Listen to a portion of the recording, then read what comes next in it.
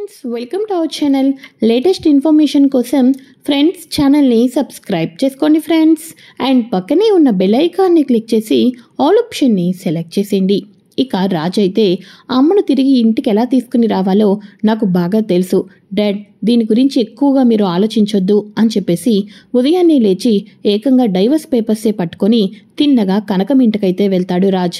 ఇది చూస్తున్న అపర్ణ, దెబ్బకి నా కొడుకు లైన్లోకి వచ్చాడు, నన్ను కళావతిని తీసుకుని వెళ్ళటానికి ఉదయాన్నే ఎలా వస్తున్నాడో చూడు కావ్య అని చెప్పేసి చూపించంగానే అందరూ కూడా ఆనందంగా చూస్తూ ఉంటారు. కానీ రాజ్ తీరా ఇంటికి వచ్చి కావ్య చేతిలో డైవర్స్ నోటీస్ పెట్టంగానే ఇంటిల్లాదిపాది షాక్ అయిపోతారు. నేను నీకు విడాకులు ఇస్తున్నాను, నీకు మాత్రమే తెలివితేటలు ఉన్నాయా? ఈ క్యాన్సర్ కనకం మా అమ్మ జీవితంతో ఆడుకోవాలని చూసింది. తన కూతురు కాపురం కోసం మా అమ్మ లైఫ్తో ఆడుకోవాలని చూస్తే నాకేమైనా తెలివి లేదా? అందుకోసమే మా మామ్ మా డాడీకి ఎందుకు విడాకులు ఇస్తుందో నేను కూడా నీకు అందుకే ఇస్తున్నాను అని చెప్పేసి రాజ్ అయితే అందరికీ కూడా షాక్ అయితే ఇస్తాడు. ఒక్కసారిగా అలా షాకింగ్ న్యూస్ వినేసరికి అప్పటికే అక్కడికి వస్తారు అమ్మమ్మగారు, తాతయ్య గారు. తాతయ్య గారు అయితే అమాంతం రాజ్ చంప పగల కొడతారు కదా. ఏం మాట్లాడుతున్నావురా? నీ చదువు, నీ సంస్కారం, దుగ్గిరాల వారి వంశ ప్రతిష్ట నిలబెడుతున్నావు, ఎంత బాగా నిలబెడుతున్నావు, ఇదేనా నీ సంస్కారం అని చెప్పేసి తాతయ్య గారు అయితే రాజును తిట్టి అక్కడి నుంచి పంపించేస్తారు. ఇక వెంటనే అప్పుడు తాతయ్య గారు, అమ్మా నీ కాపురం నీ చేతుల్లోనే ఉంది. వాడు ఎటువంటి వాడు నీకు బాగా తెలుసు. వాడికి మబ్బులు కమ్ముకున్నాయి, ఆ మబ్బుల్ని మనం తొలగించాలి. వాడికి నువ్వంటే లోపల ప్రేమ ఉంది, కానీ వ్యక్తపరచడమే వాడికి తెలియటం లేదు అని చెప్పేసి అమ్మమ్మగారు, తాతయ్య గారు కావ్యను మళ్ళీ ఆ ఇంటికి రమ్మని చెప్పేసి ఎంతగానో రిక్వెస్ట్ చేస్తూ ఉంటారా. చివరాఖరకు పెద్ద మనిషి తాతయ్య గారు అయితే నువ్వు ఆ ఇంటికి రావటం కోసం నీ కాళ్ళు పట్టుకోమంటావా అమ్మా అని అనటంతో, అమ్మో తాతయ్య గారు, మీరెక్కడా నేనెక్కడా, అసలు మీరు నన్ను ఇలా మాట్లాడడం ఏంటి తాతయ్య గారు? ఇంకొక మాట మీరు మాట్లాడొద్దు, నేను ఇప్పుడే ఆ ఇంటికి వచ్చేస్తున్నాను. ఇంకా నేను మీ అందరినీ కూడా బాధ పెట్టాలని అస్సలు అనుకోవటం లేదు అని చెప్పేసి కావ్య, అపర్ణ అందరూ కూడా కలిసి తిరిగి దుగ్గిరాల వారి ఇంట్లో అడుగైతే పెడతారు. ఇక వెంటనే అమ్మమ్మగారు హారతి ఇచ్చి దిష్టి తీసి తన కోడలికి ఇద్దరికి కూడా లోపలికి ఆహ్వానిస్తారు. ఇక వెంటనే తాతయ్య గారు ఆ డైవర్స్ నోటీస్ని చించి ముక్కలు చేసేసి ఇటువంటి మాటలు ఇంకెప్పుడు మన ఇంట్లో వినటానికి కూడా ఛాన్స్ రాకూడదు అని చెప్పేసి వాటినైతే ముక్కలు చేసేస్తారు. అయితే ఇదంతా చూస్తున్న రుద్రాని అయిపోయింది, మొత్తం అయిపోయింది. చివరాఖరికి ఇక్కడ పిచ్చివాళ్ళు ఎవరయ్యా అయ్యారు అంటే పాపం ధాన్యలక్ష్మి నువ్వే అని అనగానే, ఇదేదో చాలా బాగుంది, నేను పిచ్చిదన్నవడమేంటి అని అనగానే, కోడలు ఇంటి నుంచి బయటకు వెళ్ళింది, కొన్ని రోజులు కూడా అవలేదు, ఎమ్మటనే అపర్ణ వదిన తెలివితేటలతోటి కోడల్ని ఇంటికి తెచ్చుకుంది. కానీ నీ కొడుకు ఇంటి నుంచి బయటకు వెళ్ళిపోయి ఎన్ని రోజులైంది? నీ కొడుకుని ఇంటికి తీసుకొని వచ్చే ప్రయత్నం ఈ ఇంట్లో వాళ్ళు ఎవరైనా చేస్తున్నారా? చేయటం లేదు అన్న విషయం నీకు తెలుసు, నాకు తెలుసు. కానీ వాళ్ళు ఎందుకు ఇలా చేయటం లేదు అన్నది ఒక్కసారి నువ్వు ఆలోచించావా అని అనగానే, ఎందుకోసం అంటావు అని చెప్పేసి ధాన్యలక్ష్మి అంటూ ఉంటుంది. అయ్యో నిజంగానే నీ మంచితనం చూసి నిన్ను ఇంట్లో ఉన్న వాళ్ళందరూ పిచ్చిదాన్ని చేస్తున్నారు ధాన్యలక్ష్మి. ఇప్పుడు కళ్యాణ్ బయట ఉంటున్నాడు. కళ్యాణ్కి అప్పుకి పెళ్ళైతే అయిపోయింది. ఆ తర్వాత కళ్యాణ్కి రేపో మాపో బిడ్డ పుట్టాడే అనుకో, ఆ బిడ్డకు ఈ ఇంటి వారసుడు అవుతాడు. అదే కళ్యాణ్ బయట ఉంటే బిడ్డతో కూడా సంబంధం ఉండదు. మెల్లమెల్లగా కావ్యరాజులను ఒకటి చేసి వాళ్లకు పుట్టే బిడ్డలకు మాత్రమే ఇంటిల్లాదిపాది ఆస్తి మొత్తం కూడా ఎంతో ఇష్టం కదా. ఎంత ఇష్టం లేకపోతే పుట్టింటికి వెళ్ళిపోయిన కావ్యను వీళ్ళు తీసుకుని వచ్చారు. అంత ఇష్టంగానే యావదాస్తిని కూడా రాజ్ పేరు మీద, కళావతి పేరు మీద అమ్మా నాన్న రాసేయడం ఖాయం. ఇందుట్లో కొంచెం కూడా డౌటే లేదు. ఎందుకంటే ఇంత ఉదయాన్నే అమ్మా నాన్న ఈ వయసులో కనకం ఇంటికి వెళ్ళి రిక్వెస్ట్ చేసి మరీ కళావతిని తీసుకొని వచ్చారు అంటే కావ్య మీద ఎంత ప్రేమ ఉన్నట్టు, తన రాజ్ మనవడి మీద ఎంత ప్రేమ ఉన్నట్టు. చివరాఖరకు వీళ్ళందరి ముందు కూడా పైసా ఆస్తి లేకోకుండా, చిల్లి గవ్వ లేకోకుండా నీ కొడుకు చూస్తే కళ్యాణ్ రోడ్డు మీద నానా ఇబ్బందులు పడి, నువ్వేమో ఇక్కడ ఇంత ఇబ్బంది పడుతున్నావు, నాకు చాలా బాధగా ఉంది. నువ్వేం చేసినా ఇవాళే చేసేసే. ఎందుకంటే రేపన్న రోజు ఈ ఇద్దరు అత్తాకోడళ్ళు ఒకే ఇంట్లోనే ఉన్నారు కాబట్టి సామ్రాజ్యాన్ని మొత్తాన్ని కూడా వాళ్ళ ఆధీనంలోకి తీసేసుకుంటారు. వాళ్ళు వచ్చి 24 గంటలు కాకముందే ఎవరి లెక్కలు వాళ్ళు తేల్చుకుంటే మంచిదని నాకు అనిపిస్తుంది. ఇక నీ ఇష్టం ధాన్యలక్ష్మి అని చెప్పేసి రుద్రాని ధాన్యలక్ష్మికైతే బ్రెయిన్ వాష్ అయితే పూర్తిగా చేసేస్తుంది. ఇక ధాన్యలక్ష్మి అనుకున్నట్టుగానే చలవుగా ఉమ్మడి కుటుంబం అందరూ కలిసిపోయారు, ఇక అందరికీ ఆనందాలే అనుకుంటా అని అనగానే ఎన్నాళ్ళకి ఒక మంచి మాట మాట్లాడావు ధాన్యలక్ష్మి నువ్వు అని చెప్పేసేసి అమ్మమ్మగారు అయితే అంటూ ఉంటారు. అంతేలేండి అత్తయ్య గారు, మీకెంతసేపు పెద్ద కొడుకు పెద్ద కోడలు వాళ్ళకు పుట్టిన కొడుకు కోడలు గురించి తప్ప నా గురించి కానీ నా కొడుకు గురించి కానీ మీరు ఏమాత్రం పట్టించుకుంటున్నారా? వాళ్ళ ఆనందంలో మీ సంతోషాన్ని వెతుక్కుంటున్నారు కానీ నా ఆనందంలో మీ సంతోషం ఎందుకు వెతుక్కోవటం లేదెందుకని? రాజు కాపురం పాడైపోతుంటుంటే మీరందరూ సమిష్టిగా కృషి చేసి ఒకటి చేస్తున్నారు. మరి నా కొడుకు కళ్యాణ్ రోడ్డు మీద పడిపోతున్నాడు, వాడి గురించి ఎందుకు మీరందరూ పట్టించుకోవటం లేదు? ఇప్పుడే నాకు అర్థమైంది మీ వెనకాతలో ఎంత కుట్ర జరుగుతుందా అని చెప్పేసేసి. కాబట్టి ఇప్పుడు చెప్తున్నాను వినండి.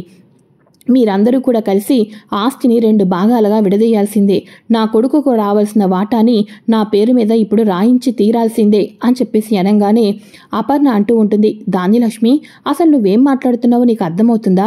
మాట్లాడితే ఆస్తిని విడగొట్టండి, ఆస్తి రాయండి అని అంటున్నావు.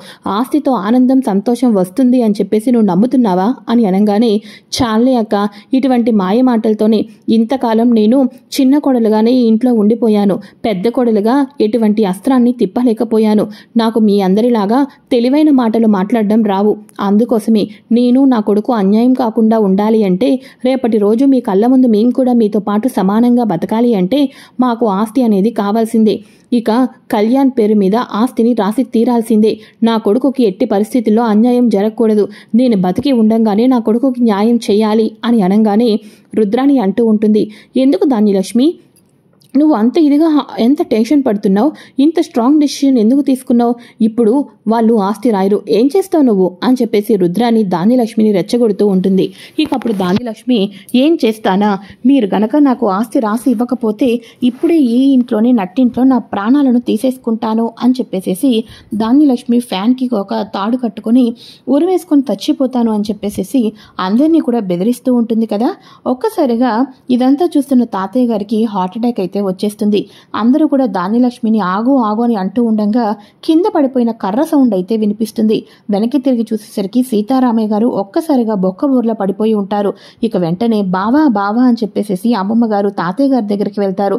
ఇక అందరూ కూడా మావయ్య గారు తాతయ్య అని చెప్పేసేసి అందరూ కూడా సీతారామయ్య గారి దగ్గరికి అయితే వెళ్తారు. సీతారామయ్య గారు గుండె నొప్పితోటి విలవిలలాడిపోతూ ఉంటే ముఖం మీద నీళ్లు కొట్టిన ముఖం మీద నీళ్లు కొట్టినప్పటికీ కూడా కళ్ళు కూడా తెరిచి చూడరు. ఇక వెంటనే అప్పుడు అపర్ణాదేవి, ఇప్పుడు నీకు సంతోషమా? నీ మాటలతో మావయ్య గారికి హార్ట్ అటాక్ వచ్చేటట్టు చేసావు కదా అపర్ణ అని అపర్ణ ధాన్యలక్ష్మిని అంటూ ఉంటుంది. ఇప్పుడు నీ కళ్ళు చల్లబడ్డాయా? మా నాన్నకు ఎటువంటివైతే రాకూడదు అనుకున్నామో అవన్నీ కూడా నీములని చూడాల్సి వస్తుంది.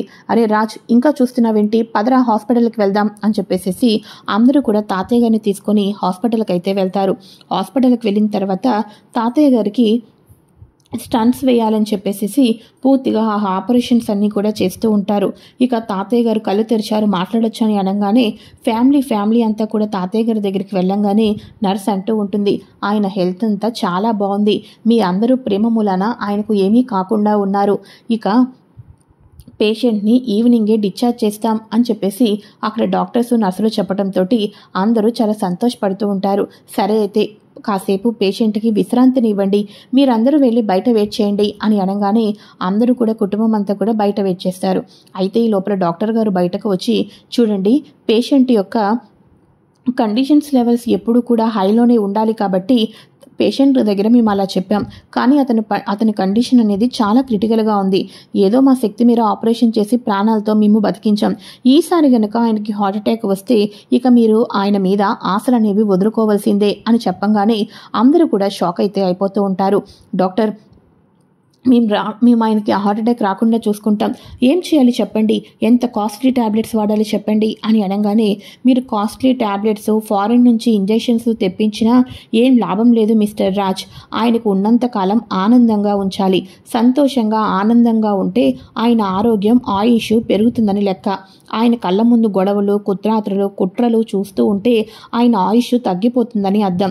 కాబట్టి మేము ఎంతవరకు నార్మల్గా ట్యాబ్లెట్స్ ఇస్తాం తప్ప ఆయన ఆయుష్ పెంచి ఆరోగ్యాన్ని పెంచే యొక్క ట్రీట్మెంట్ మొత్తం కూడా ఇంతమంది చేతుల్లోనే ఉంది, మీ ఫ్యామిలీ చేతుల్లోనే అంతా ఉంది అని చెప్పేసి అనగానే, లేదు డాక్టర్ గారు, మా మావయ్య గారిని జాగ్రత్తగా ఆనందంగా ఉండేటట్టే చూసుకుంటాము అని చెప్పేసి అపర్ణ కూడా ప్రామిస్ చేస్తుంది. ఇక ఈవినింగ్ అవుతుంది. ఈవినింగ్ అవ్వగానే తాతయ్య గారిని డిశ్చార్జ్ చేస్తారు కదా. ఇక తాతయ్య గారిని డిశ్చార్జ్ చేసిన తర్వాత, బావా ఇక్కడ సంతకం చేయి బావా అని అంటూ ఉంటుంది చిట్టి. సంతకం అయితే చేసేస్తారు. ఇక వెంటనే రాజ్, మీ తాతయ్య గారిని పై గదికి తీసుకుని వెళ్ళు, విశ్రాంతి తీసుకుంటారు అని అనగానే, అలాగే నానమ్మ అని చెప్పేసి, తాతయ్య నువ్వు పడుకో అని చెప్పేసి రాజు వాళ్ళ తాతయ్యని పడుకోబెట్టేసేసి కిందకైతే వచ్చేస్తాడు. ఇక వెంటనే దానిలక్ష్మి అని అనగానే, చెప్పండి అత్తయ్య గారు ఏంటి అని అనగానే, ఇదిగో ఇప్పుడే మీ మావయ్య గారితో ఆస్తి పత్రాల మీద సంతకం చేసి ఇచ్చాను. నా భర్తకు నా మీద చాలా నమ్మకం, నేను ఏం చేసినా మంచి చేస్తానని. కాబట్టి ఎందుకు చిట్టి సంతకం పెట్టినిస్తున్నావన్న కూడా మాట కూడా నన్ను అడగలేదు. కానీ ఇప్పుడు చెప్తున్నాను దానిలక్ష్మి, నీ ఆస్తి నీకు ఇచ్చేస్తున్నాం, నీ పేరు మీద రాసేస్తున్నాం అని చెప్పేసి ఇక వెంటనే ఆస్తిపత్రాలను అపర్ణవి కాకుండా కేవలం అపర్ణకి రాయనివ్వకోకుండా దానిలక్ష్మికి మాత్రమే కొంత వాటా అయితే రాసేస్తారు. ఇక వెంటనే వాటిని చూసుకొని మురిసిపోతూ ఉంటుంది దానిలక్ష్మి. అయితే ఇక ఇదిలా ఉండగా తాతయ్యకి ఇలా హాస్పిటల్లో ఉన్నారని చెప్పేసిన విషయం తెలిసిన తర్వాత మన కళ్యాణ్ అలానే ఇక అప్పు ఇద్దరు కూడా ఇంటికి పరుగున వచ్చేస్తూ ఉంటారు. ఇలా పరుగున వచ్చిన తర్వాత ఇక వెంటనే, అమ్మమ్మ, నానమ్మ, అన్నయ్య ఇప్పుడు తాతయ్యకి ఎలా ఉంది అని చెప్పేసి అనగానే, అక్క ఇప్పుడు తాతయ్య గారికి ఎలా ఉంది అని అప్పు కూడా అడుగుతూ ఉంటుంది. ఏం పర్వాలేదు, బాగానే ఉన్నారు, డాక్టర్స్ డిశ్చార్జ్ చేశారు, తాతయ్య పైన గదిలో విశ్రాంతి తీసుకుంటున్నారు అని అనగానే, అవునా సరేనానమ్మ, ముందు తాతయ్య దగ్గరికి వెళ్ళొస్తాం అని చెప్పేసి కళ్యాణ్ అప్పు ఇద్దరు కూడా పై రూమ్కి అయితే వెళ్తారు. ఇక వెంటనే కళ్యాణ్, తాతయ్య ఇప్పుడు నీకెలా ఉంది అని అనగానే, నాకేంట్రా మనవడా, నేను బాగానే ఉన్నాను, ఇద్దరు ఇంతకీ మీరెలా ఉన్నారా అని చెప్పేసి చాలాసేపు మాట్లాడిన తర్వాత ధైర్యం చెప్తూ, సరే తాతయ్య, హాస్పిటల్ నుంచి డిశ్చార్జ్ అయ్యారు కదా, ఎక్కువసేపు మాట్లాడడం మంచిది కాదు, హ్యాపీగా రెస్ట్ తీసుకోండి అని చెప్పేసి, పదాపు వెళ్దాం అని చెప్పేసి ఇద్దరు కిందకైతే వచ్చేస్తారు.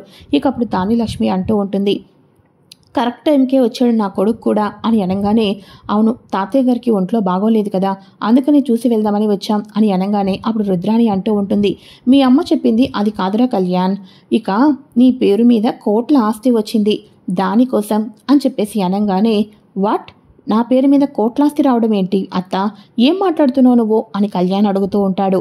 ఇక అప్పుడు దానిలక్ష్మి తీసుకున్న నిర్ణయం గురించి చెప్పంగానే అప్పుడు కళ్యాణ్ అంటూ ఉంటాడు, చూడమ్మా, నువ్వు నా గురించి ఆలోచించి ఆస్తి తీసుకున్నావు, నా సంతోషం గురించి ఆలోచించాను అంటుంటుంటే నాకు చాలా నవ్వు వస్తుంది.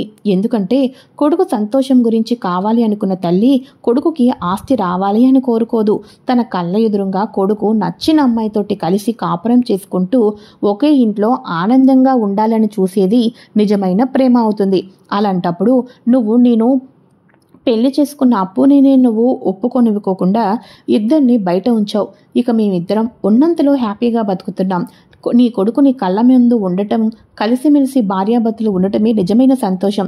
అది నువ్వు ఎప్పుడు తెలుసుకుంటావో నాకైతే తెలియటం లేదు. కానీ నాకు ఆస్తిలో చిల్లు గవ్వ కూడా అవసరం లేదు. ఒకవేళ నా పేరు మీద ఏదైనా ఆస్తి రాసినప్పటికీ కూడా దాన్ని నేను డైరెక్ట్గా అనాథాశ్రమానికో రాసిచ్చేస్తాను తప్ప నాకైతే చిల్లు గవ్వ ఆస్తి కూడా అవసరం లేదు. నానమ్మ, ఈ విషయంలో ఇదే నా నిర్ణయం. ఇటువంటి ఆస్తుల గురించి అయితే మళ్ళీ నాకు ఎటువంటి ఇన్ఫర్మేషన్ ఇవ్వద్దు. పద అప్పు వెళ్ళొద్దాం అని చెప్పేసి ఇక వెంటనే తాతయ్య జాగ్రత్తగా చూసుకోండి అని చెప్పేసి వాళ్ళైతే వెళ్ళిపోతారు. అప్పుడు ప్రకాశం, శబాష్, నా కొడుకు అనిపించాడు వాడు వెళ్తూ ఇక ఆస్తి పైనుంచి దిగేసుకోవే, నువ్వు తల మీద నుంచి వంపుకో డబ్బు నోట్లని. ఆస్తిని ఏం చేస్తావు? నీ కళ్ళ ముందు కొడుకు లేడు, ఇక ఆ ఆస్తితో నాకు సంబంధమే లేదు. ఇక నువ్వు భార్యగా ఉంచాలా ఉంచకూడదా అన్నది కూడా నాకు ఇప్పుడిప్పుడే అర్థమవుతూ వస్తుంది. కాబట్టి ఆస్తి ఇస్తేనే నీకెవరూ అన్యాయం చేయటం లేదనుకుంటున్నావు కాబట్టి నీ ఏడుపు చూడలేక మా అమ్మ నీకు ఏదో ఆస్తి రాసించింది, ఏం చేస్తావో చేసుకో, నాకైతే సంబంధం లేదు. కానీ ఒకటి గుర్తుంది కదా, నువ్వు నా భార్యగా ఉండాలి అంటే మనం ఇద్దరం ఈ ఇంట్లోనే కలిసి ఉండాలి. లేదు నేను ఈ ఇంట్లో ఉండనన్నావనుకో, నువ్వు భార్యగా కాదు కదా దుగ్గిరాల వారి కోడలుగా వండుకోకుండా ఈ వయసులో భర్త నుంచి విడిపోయిన ఆడదానిలా మిగిలిపోతావు తప్ప ఇక నువ్వు సాధించేది ఏమీ లేదు. నేను ఆస్తి గురించి రూల్స్ రెగ్యులేషన్స్ పెట్టట్లేదు. నువ్వు ఈ ఇంట్లో ఉండాలి అంటే నా భార్యగా ఉండు, లేదు అంటే నీకు సంబంధం తెంపుకొని వెళ్ళిపో అన్నట్టుగా నీకు ఎంత ఆస్తి వచ్చినా ఉమ్మడి కుటుంబంలోనే అందరం కలిసి ఉండాలి అని చెప్పేసి ప్రకాశం అయితే అపర్ణకు, ఇక ప్రకాశం అయితే మన ధాన్యలక్ష్మికి వార్నింగ్ అయితే ఇస్తాడు. ఏదైతే ఏమి ఆస్తి అయితే వచ్చేసింది కదా ధాన్యలక్ష్మి, హ్యాపీగా ఉండు అని చెప్పేసేసి గార్డెన్లోకి వచ్చిన తర్వాత రుద్రాని ధాన్యలక్ష్మికి ఈ నాటికి అనుకున్నది సాధించావు ధాన్యలక్ష్మి, వాళ్ళేమన్నారు వీళ్ళేమన్నారు కొడుకు గురించి ఇవన్నీ నువ్వు పట్టించుకోవద్దు, ఎందుకంటే నువ్వు విజయం సాధించేశావు, నువ్వు హ్యాపీగా ఉండు. అంతేకాదు అపర్ణ వదిన నిన్ను ఎంత చులకనగా చూస్తుంది తెలుసా, ఏదో నువ్వు రైతు కుటుంబం నుంచి వచ్చావు కాబట్టి నీకేమీ తెలీదు, ఇంట్లో కూర్చోవడము నగలు దిగేసుకోవడము చీరలు మార్చి కట్టుకోకుండా చీరలు కట్టుకోవడం తప్ప నీకేం తెలీదు అనుకుంటుంది. తానైతే తన భర్తతో కలిసి ఆఫీస్ విషయాలు ఇంటి విషయాలు అన్నిట్లోనూ కూడా తన చక్రాన్ని అయితే తిప్పేస్తుంది. అలాంటి వీటిల్లో నువ్వు ఇక మరుగున పడిపోయావు. వాళ్ళందరికీ నువ్వు చూపించాలంటే ఇప్పుడు నీ దగ్గర మంచి అవకాశాలే ఉన్నాయి, అందరూ నిన్ను చూసి ఆశ్చర్యపోయేటట్టు చేయొచ్చు అని అనగానే, ఏం మాట్లాడుతున్నావు రుద్రాని, నేనేం చేయగలను అని అనగానే, ఇప్పుడు నీకు నాన్న ప్రాపర్టీ ఇచ్చేశారు, ఆ ప్రాపర్టీని నువ్వు సేల్ చేయాలి, లేకపోతే నువ్వు డబ్బు సంపాదించాలంటే దాన్ని బ్యాంకులో పెట్టాలి. దాని నుంచి వచ్చిన డబ్బులు కొన్ని కంపెనీల్లో గనక నువ్వు ఇన్వెస్టిగేషన్ చేసావే అనుకో, సంవత్సరం తిరిగేసరికల్లా నీ పెట్టుబడి త్రిబులు డబలు అవ్వకపోతే నన్నడుగు.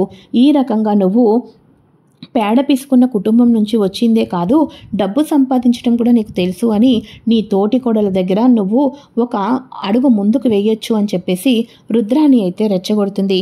ఇక ధాన్యలక్ష్మి రుద్రాని రెచ్చగొట్టడంతో ఇక ఆస్తి మొత్తాన్ని కూడా క్యాష్ రూపంలో చేసి ఆ క్యాష్ని ధాన్యలక్ష్మి చెప్పినట్టుగా పెద్ద బిజినెస్ మ్యాన్లా మారిపోయి ధాన్యలక్ష్మి పెట్టుబడులు పెట్టేస్తుంది. అవన్నీ కూడా రుద్రాని ఆడుతున్న నాటకం అన్నమాట. ఈ రకంగా ధాన్యలక్ష్మి ఫుల్లుగా లాస్ అయిపోయి చివరాఖరకు చిల్లి గవ్వ లేకోకుండా తయారైపోతుంది. ఆ ఇంట్లో అన్నం తినడం తప్ప ఆ ఇంట్లో ఆస్తి మీద ఇంకా తనకు కొంచెం కూడా హక్కు అనేదే లేదు. ఇచ్చిన ఆస్తిని నిలబెట్టుకోలేకుండా రుద్రాని చేతుల్లో మోసపోయి చిల్లుగవ్వ లేకుండా మిగిలిపోతున్న Dhanyalakshmi life.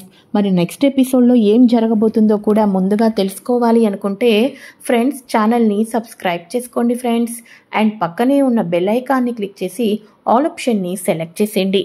Thanks for watching friends, bye friends, welcome to our channel. Latest information